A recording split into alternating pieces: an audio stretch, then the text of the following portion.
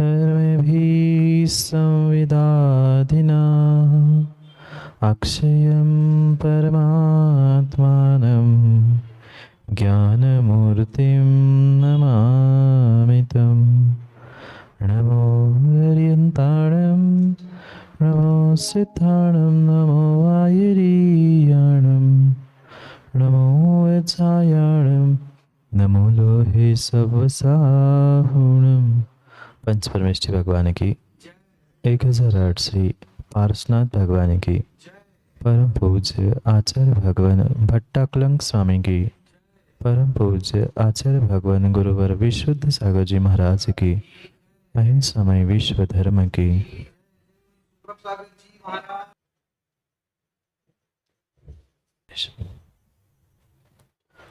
वर्तमान स्वामी के शासन में हम से विराजते हैं और उनकी यह पावन पीयूष देशना हम सभी के लिए परम उपकारी। उपकारमयी देशना को समझने के लिए जो 4 अनुयोगों की व्यवस्था थी, उन 4 अनुयोगों में महान अनुयोग द्रव्यानुयोग, और उस द्रव्यानुयोग के अध्यात्म के रहस्य को समझने के लिए हम सभी यहाँ पर स्वरूप संबोधन ग्रंथ का स्वाध्याय कर रहे थे।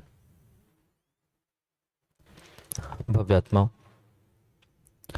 आचार्य प्रवर भट्ट अकलंक स्वामी ग्रंथराज स्वरूप संबोधन में हम सभी भव्यों के लिए स्वरूप का बोध कराने के लिए संबोधन प्रदान कर रहे थे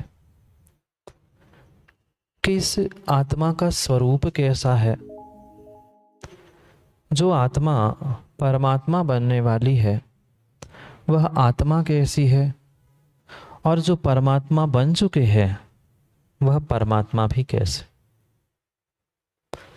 जब तक जीव को स्वयं के आत्मा का और बनने वाली परमात्मा का स्वरूप पता नहीं है, तब तक कभी भी आत्मा परमात्मा बनने वाली नहीं। पहले कच्चा माल रूपी आत्मा का स्वरूप जानना होगा और पक्का माल रूपी परमात्मा का स्वरूप भी जानना आवश्यक होगा। तभी जाके जीव पुरुषार्थ करते हुए आत्मा से परमात्मा की यात्रा को प्रारंभ कर सकता है।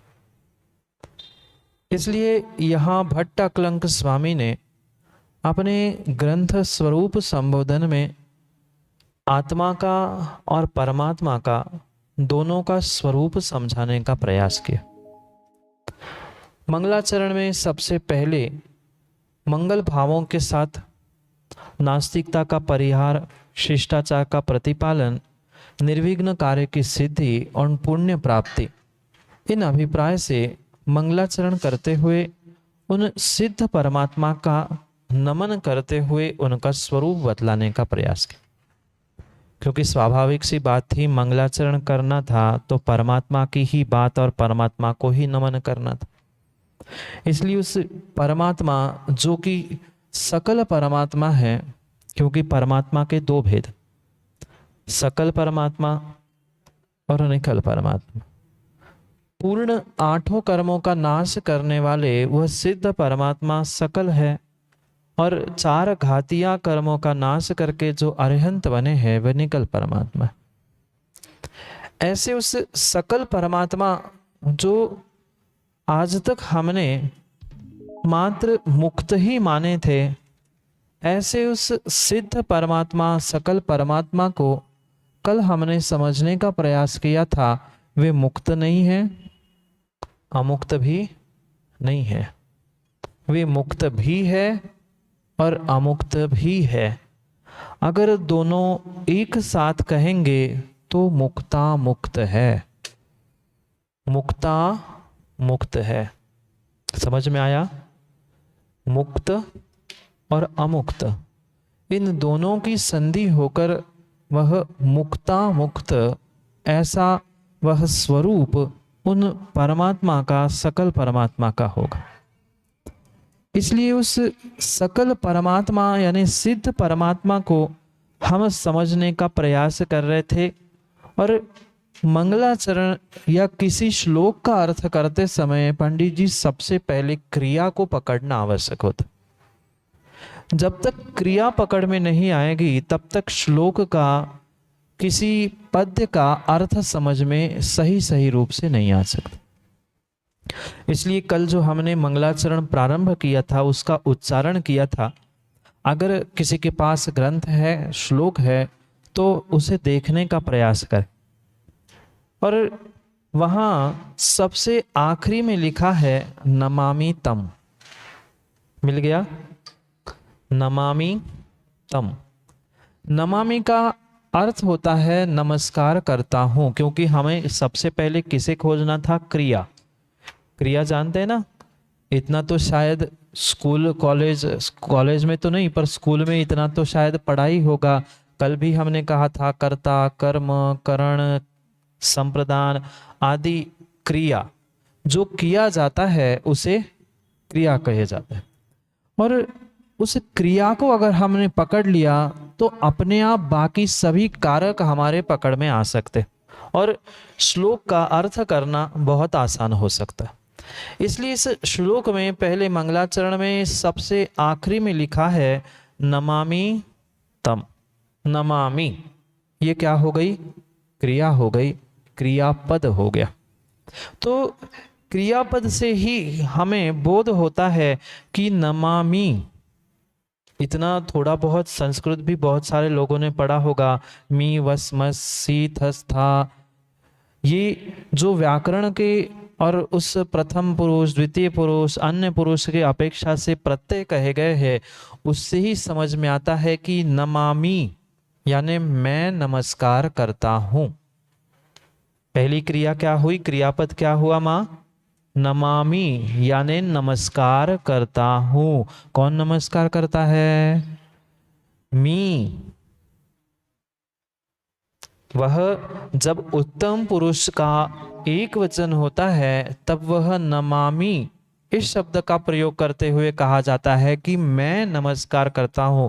कहीं भी मैं नहीं लिखा, अहम नमामि नहीं लिखा, अहम नमामि नहीं लिखा, पर अहम लिखने की जरूरत ही नहीं थी। नमामि मतलब अहम नमामि, मैं नमस्कार करता हूं। मैं मतलब मैं नहीं।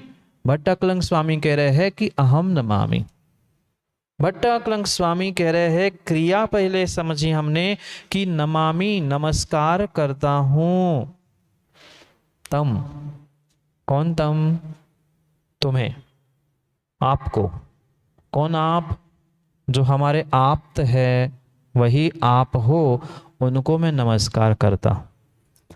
अब नमस्कार तो कर रहा हूं, पर क्यों नमस्कार कर रहा हूं? एक एक बात समझना। सबसे पहले हमने श्लोक में से क्या पकड़ा? क्रिया और क्रियापद। नमस्कार और नमस्कार करता हूं। नमस्कार क्रिया हुई, नमस्कार करता हूं ये क्रियापद हुआ। अब उसके लिए ये भी तो समझना होगा। कर्ता समझ में आ गया, क्योंकि करता हूं, आप करता हूं नहीं होता, मैं करता हूं। वो करता हूं नहीं होता, वो करता है, मैं करता हूं। तो कर्ता कौन हो गया? मैं हो गया। अब क्या करता हूं? क्रिया हो गई। अब किसको करता हूं, किसके लिए करता हूं? वह तम। तम यानी, क्योंकि भगवान को ही कहा जाएगा, भगवान से ही, परमात्मा से ही, उस सिद्ध भगवान से कह रहे हैं कि सिद्ध भगवान मैं आपको नमस्कार करता हूं। पर सिद्ध कैसे सिद्ध हुए? उनके विशेषणों से। अब बचा हुआ जितना भी है वह सभी उस तम का विशेषण है। तम यानी अंधकार नहीं, तम यानी आप। आप प्रभु है, मैं आपको नमस्कार कर रहा हूं, पर ऐसे ही नमस्कार करने वाला नहीं हूं। मैं जब भी नमस्कार करूंगा तब पहले आप में आप्तपना गुणों को खोजूंगा, क्योंकि हमारा जैन दर्शन वंदे तद गुण लब्धये, गुणों की प्राप्ति के लिए जहां गुण दिखते हैं वहीं पर वह नमस्कार करते हैं। इसलिए यहाँ सबसे पहले हमने क्रिया और क्रियापद को समझते हुए पढ़ा कि नमस्कार करता हूं आपको। क्यों करता हूं? क्योंकि आप में ये विशेषण हैं। कौन से विशेषण हैं? मुक्तामुक्तैक रूप यह अक्षयम परमात्मानम और ज्ञान मूर्तिम। 4 बातें समझ में आई। पहले माँ ये समझ में आया, नमस्कार करता हूँ, क्रिया और क्रियापद। फिर किसको करता हूँ? आपको करता हूँ। आप कौन हैं?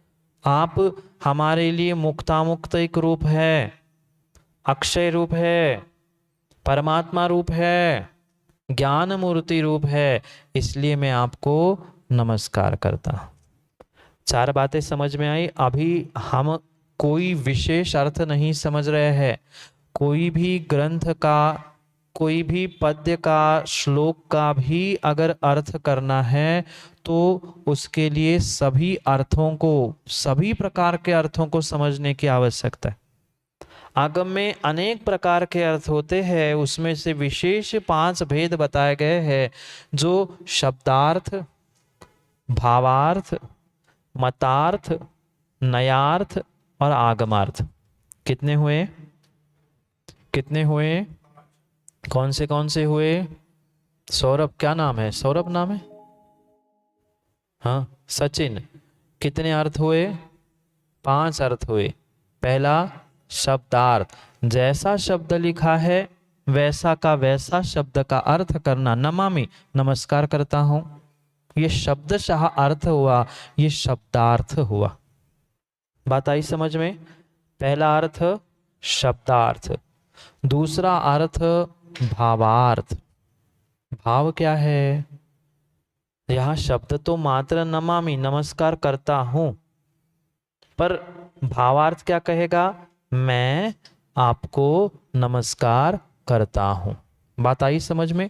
शब्द का जितना है उतना ही अर्थ करना शब्दार्थ है, पर आचार्यों के, लेखकों के, कवियों के भाव को समझते हुए अर्थ करना, ये दूसरे प्रकार का अर्थ है भावार्थ।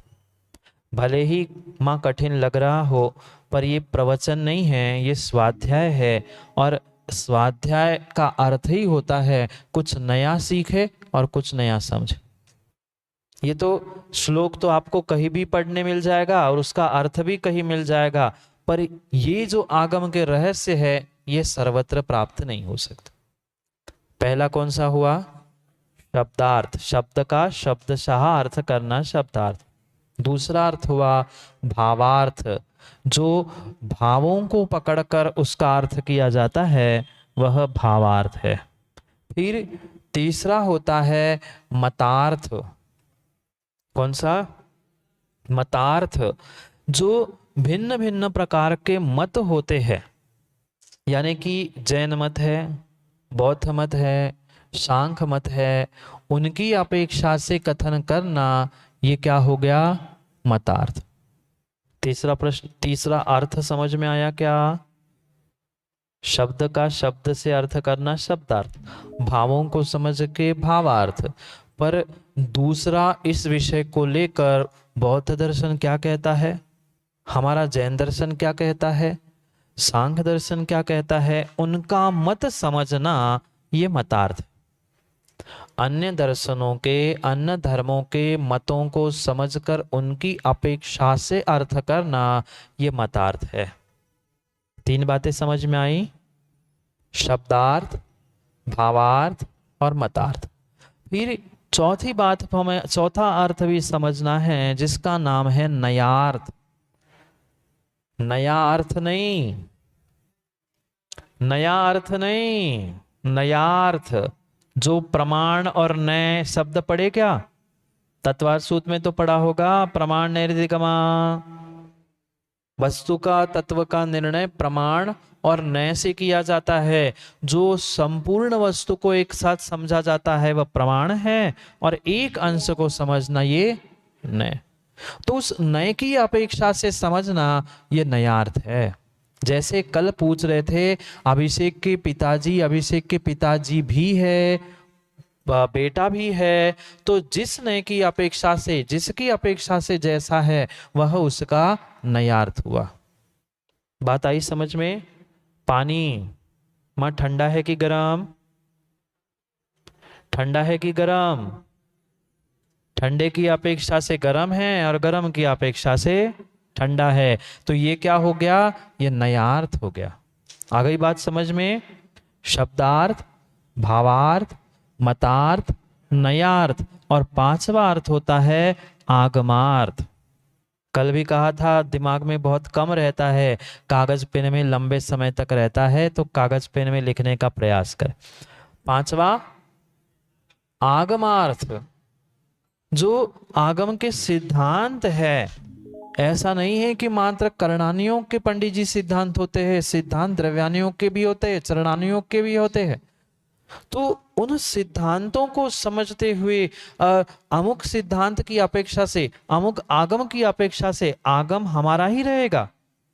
मतार्थ में भिन्न मतों का भिन्न मतों की अपेक्षा से बात होगी, पर आगम में आगम हमारा ही रहेगा। पर आगम में अमुक आचार्य भगवंत का क्या अभिप्राय है, उन्होंने 7वीं सदी में क्या कहा था, उन्होंने दूसरी सदी में क्या कहा था, अमुक ग्रंथ में, अमुक आगम में क्या व्याख्यान है, इस प्रकार से समझना ये आगमार्थ है। 5 बातें समझ में आई? शब्द, भाव, मत, नय और आगम, इनको अर्थ जोड़ दो, 5 अर्थ हो गए।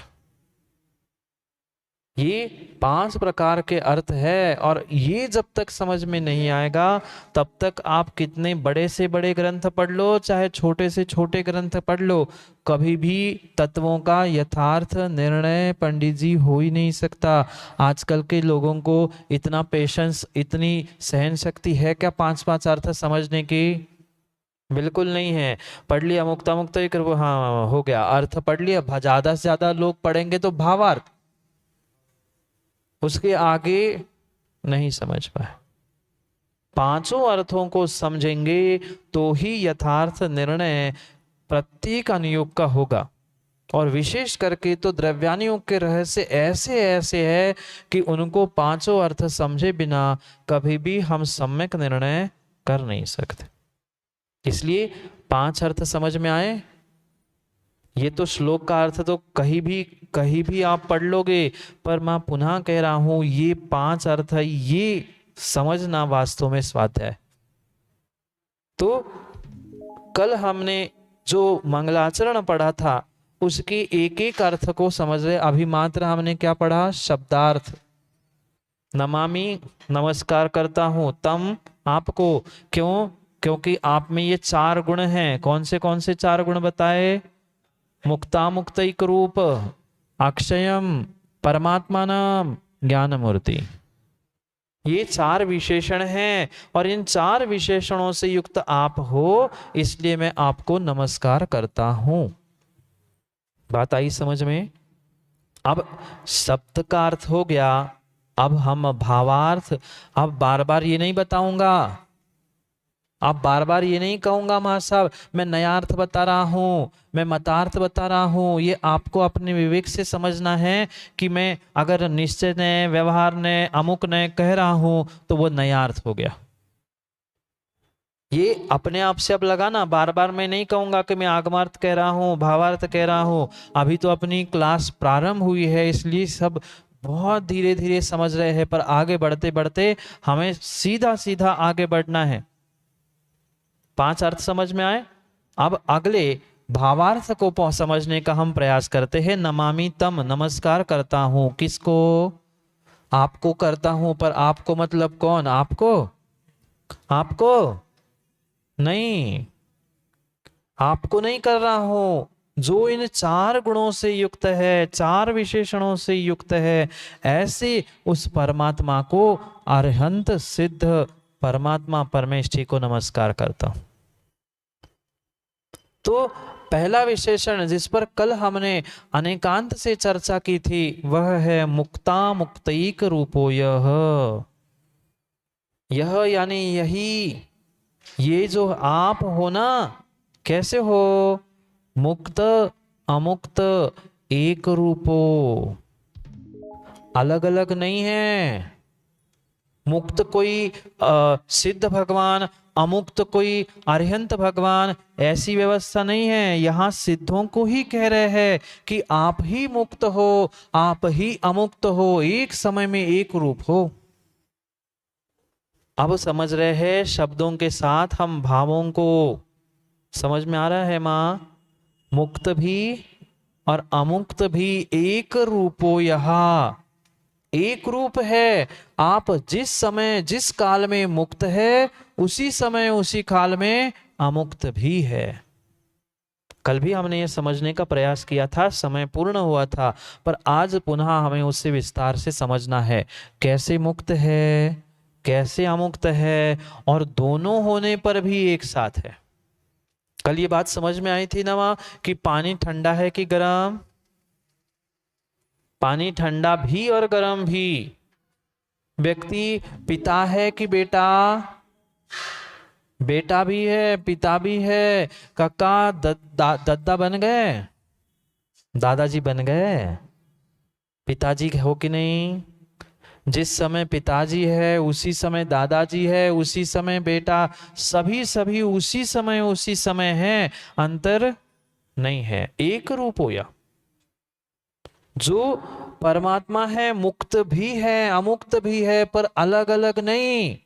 नहीं तो ये सोचो कि 8 कर्मों से मुक्त हो गए सो अलग हो गए, और गुणों से युक्त नहीं, एक ही साथ एक ही रूप है। जो मुक्त हुआ है वही अमुक्त है। जो पानी ठंडा है वही पानी गर्म है ना। कल के दृष्टांत को याद करो। जो पानी ठंडा है वही पानी गर्म है। दो भिन्न भिन्न पानी नहीं है, पर दो भिन्न भिन्न अपेक्षाएं है, दो भिन्न भिन्न नय है, दो भिन्न भिन्न दृष्टियां है। इस अपेक्षा से वह ठंडा गर्म कहा जा रहा है। पानी तो पानी है, पानी तो एक रूप है। कल भी पूछा था, अभिषेक के पिताजी एक है, जीव द्रव्य की 2 जीव द्रव्य है कि 4 जीव द्रव्य है?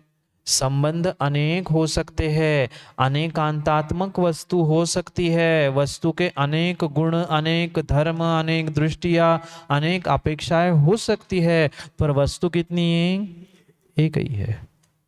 वस्तु एक ही है, इसलिए एक रूप हो। यह किस किस अपेक्षा से, ये भी तो समझना जरूरी है ना, कि मुक्त है तो क्यों है और अमुक्त है तो क्यों है। पानी ठंडा है तो क्यों है, पानी गर्म है तो क्यों है। दोनों को एक साथ समझने के लिए आगे कह रहे हैं, कर्म भी संविदा देना। जो सिद्ध भगवान है वह मां मुक्त है क्या? पंडित जी, सिद्ध भगवान मुक्त है क्या? सचिन भाई, सिद्ध भगवान मुक्त है क्या? क्यों? क्यों? आज तक सुनते आए महाराज जी, मुक्त होते वो सिद्ध होते, और जो अमुक्त होते संसारी होते, इसलिए हमने कह दिए। तर्क से साथ भी हमें समझने की आवश्यकता है। कर्म भी, क्या है शब्द? कर्म भी, कर्म से, कर्मों से कैसे है वो मुक्त हो चुके? एक नहीं, दो नहीं, तीन नहीं, चार नहीं, कोई भी कर्म उनके पास शेष ही नहीं बचा, इसलिए कर्म भी मुक्ता। कर्म से कैसे है? मुक्त हो चुके हैं। फिर अमुक्त कैसे? पहले संसार में थे इसलिए नहीं, बिल्कुल नहीं, बिल्कुल नहीं। पहले संसार में थे इसलिए नहीं, उसी समय वे अमुक्त भी है।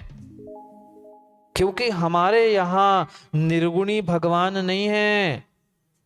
हम भगवान को कैसा मानते हैं?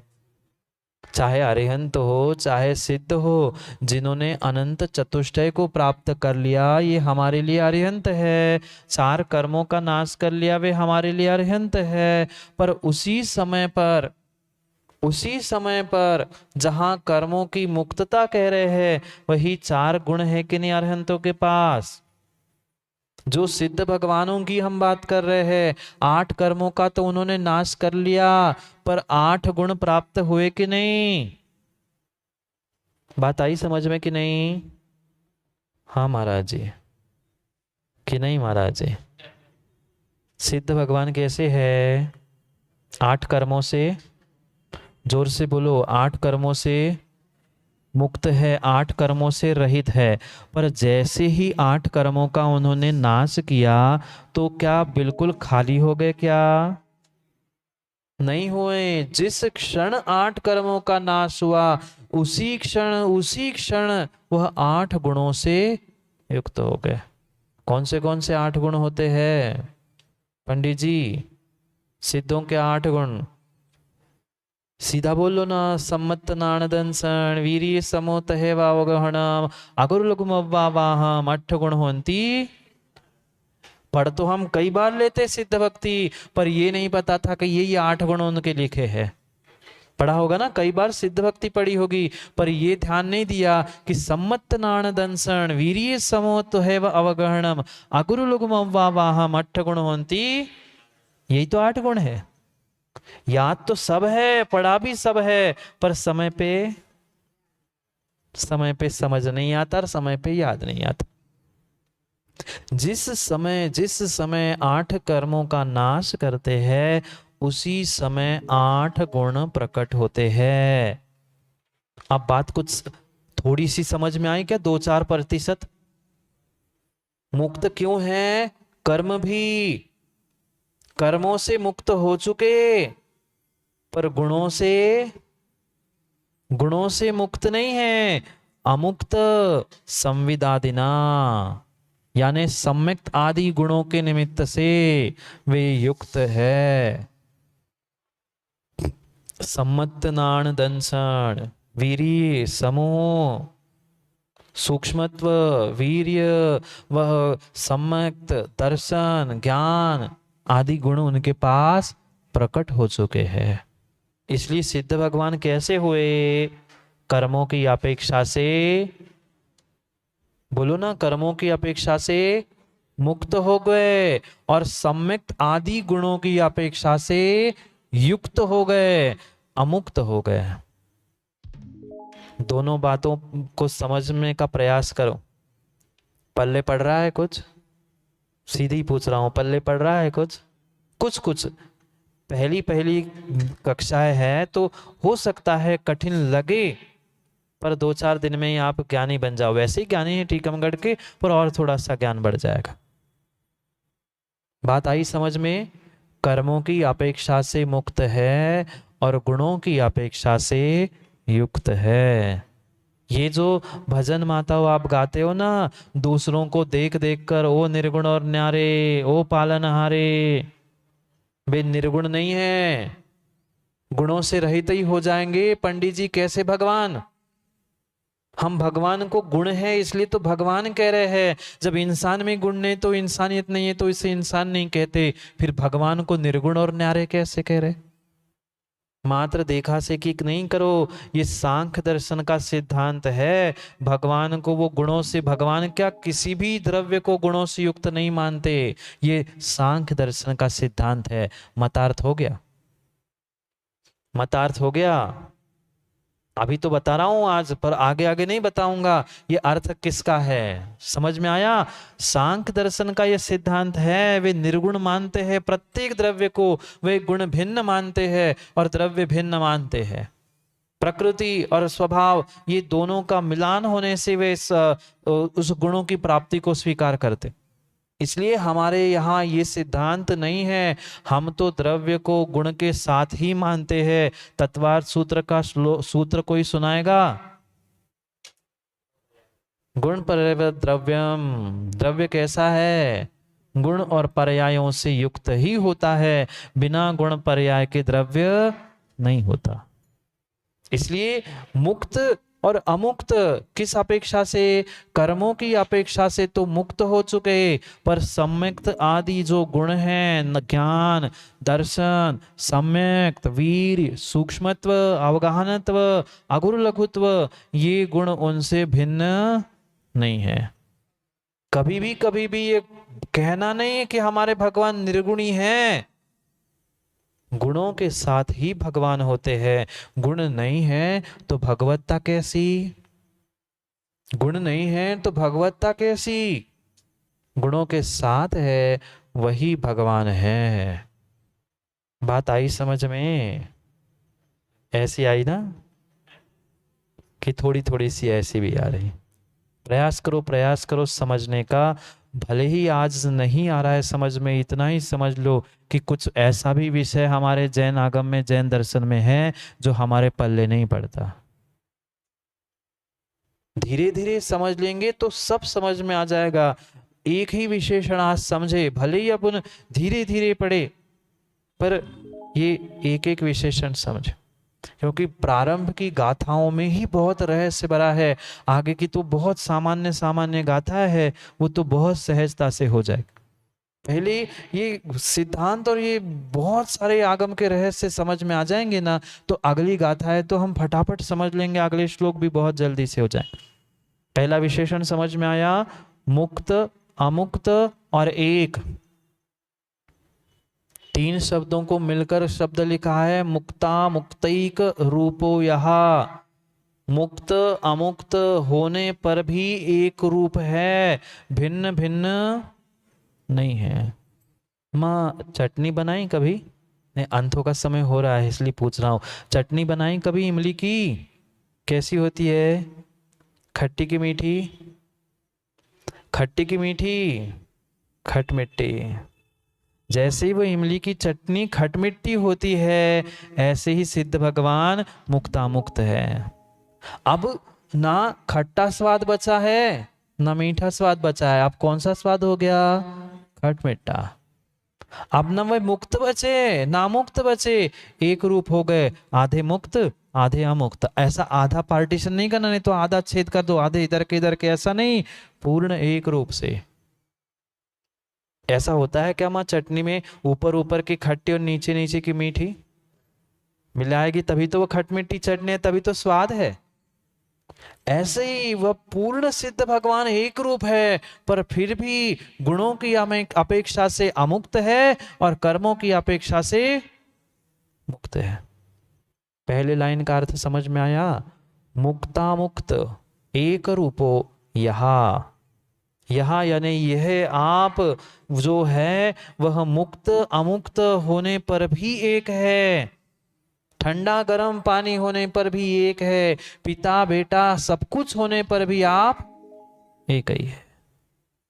ऐसे मुक्त अमुक्त होने पर भी आप एक रूप है। कर्मों की अपेक्षा से कर्म भी मुक्ता, कर्म की अपेक्षा से मुक्त है, और सम्यक्त आदि गुणों की अपेक्षा से अमुक्त है। समझ में आया? अब 50% तो आइए होगा। एक एक ही समझे, धीरे धीरे समझे, पर समझने का हम प्रयास करें। समय हो गया है, क्या करें? चटनी मतलब अंथो बनानी है, इसलिए कल समय पर हम प्रारंभ करें। आज फिर भी थोड़ा सा विलंब हुआ था शुरू करने में, इसलिए पंडित जी पहले ही व्यवस्था भी बना के रख लेना, और कल कोई और भी विषमता नहीं होगी तो हम समय पर 3:30 बजे क्लास पढ़ेंगे।